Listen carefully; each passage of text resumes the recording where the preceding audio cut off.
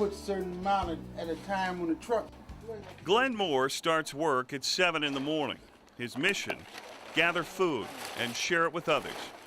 He travels to Giovanni's Bakery in Castroville or maybe to Safeway in Delray Oaks. He packs his truck to feed others.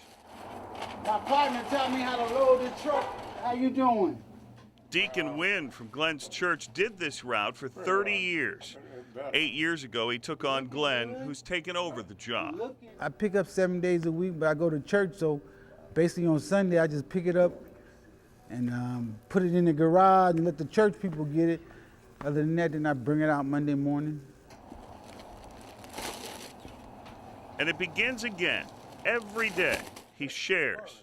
Yeah, I didn't get my hug this morning. Oh, good morning. Hello. How you doing? Yes. He hugs. He inspires.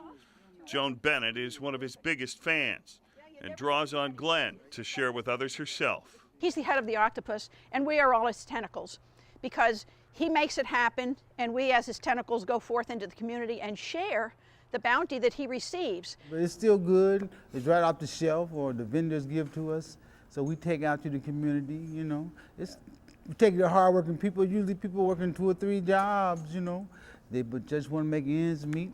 So the bakery department, they didn't bring theirs out yet. And while Glenn will tell you he does it all for God, there's something in it for him, too.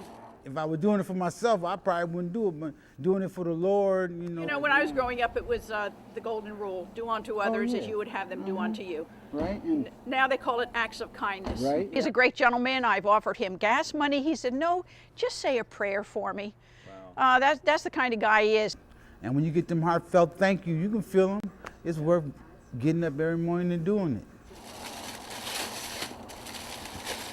They figure Glenn reaches up to 900 people a week through the Salvation Army, through local churches, senior centers, the VA hospital, and many, many others.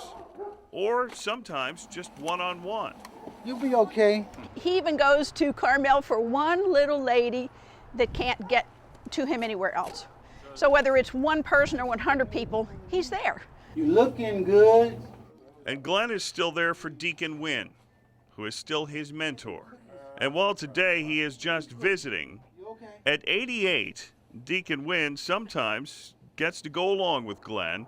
After all, Glenn is carrying on a commitment to giving, a commitment that Deacon Wynn entrusted to the very capable hands of Glenn Moore. I figure you probably touch between 800 and 900 people every single week. Oh. It's contagious. Once you start giving and helping the community, you know, it just can't stop.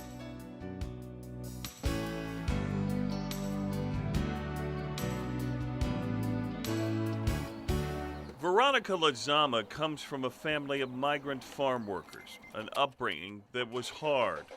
Today, she drives through the community she loves, one she saw from a migrant labor camp where her family was forced to live after losing their home. I think it was about either 6 to 9 months we were there, and we used to walk from the migrant camp over to Southside School, which seemed very far. I was just going to say something quick about the Mace dinner. The beginning of a journey of learning for Veronica that was against all odds. I'm here to talk to you guys about the scholarship program. Today, Veronica is president of the Mexican American Committee on Education, a nonprofit that gives scholarships to help young people get started in higher education.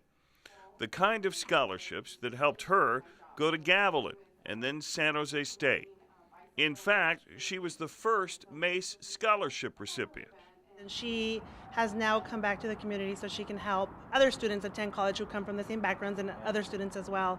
This year we're honoring Mr. C. How many of you guys know Mr. C? Everyone knows Mr. C. And she came back to San Benito County and landed a job as a transportation planner, putting that education to work and seeing around her the same challenges facing young people, the kind of challenges she and her family once faced.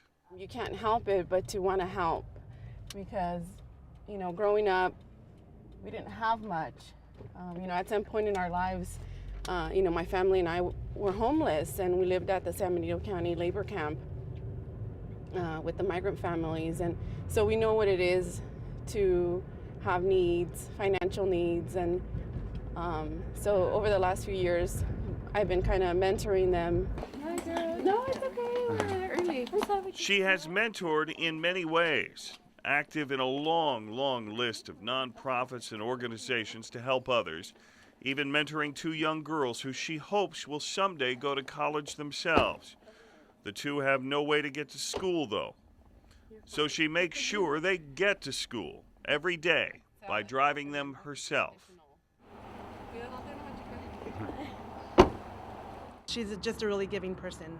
She doesn't need to have all the money in the world. For her, happiness would be just to make students in our community, you know, all come along and get together. And later, a few years later, we see these students come back to San Benito County, and they're working for, you know, different companies, and we see them evolving into, you know, mature adults, and it's so rewarding, and it's that you're able to you know, make a difference in someone's life. I need your help, and I'm looking for volunteers.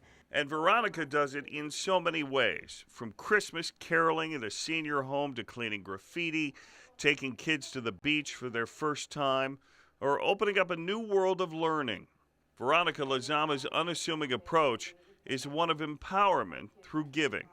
People can give. I mean, people can help. They don't have to be, you know, president of a nonprofit. They can help their neighbor or help a friend. So you don't have to make a big commitment to be part of a, you know, large organization or volunteer every year. As long as you're helping someone or being kind to someone, I think that's what makes our community, you know, a good place to live in. So that's about it. Thank you for having me. I speak fast.